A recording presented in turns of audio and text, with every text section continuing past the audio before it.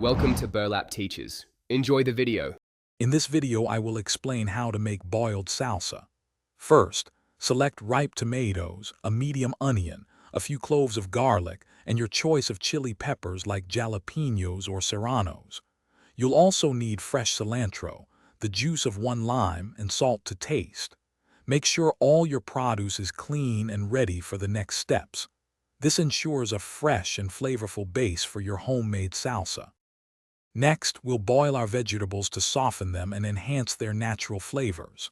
Carefully place your whole tomatoes, quartered onion, garlic cloves, and chili peppers into a saucepan. Add enough water to fully submerge them.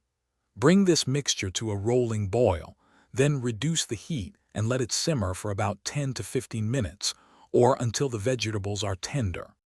Once your vegetables are tender, carefully transfer them from the pot into a blender or food processor. Be sure to reserve a little of the cooking liquid. Now, add your fresh cilantro, the juice from one lime, and a good pinch of salt. Blend the mixture until it reaches your preferred consistency, adding a splash of the reserved liquid if you want a thinner salsa. Finally, it's time to taste and perfect your salsa. Give it a try and adjust the seasoning as needed, perhaps adding a bit more salt or a squeeze of lime juice to brighten the flavors.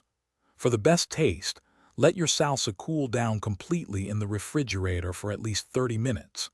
Then, serve your fresh, homemade boiled salsa with your favorite tortilla chips or as a vibrant accompaniment to any meal.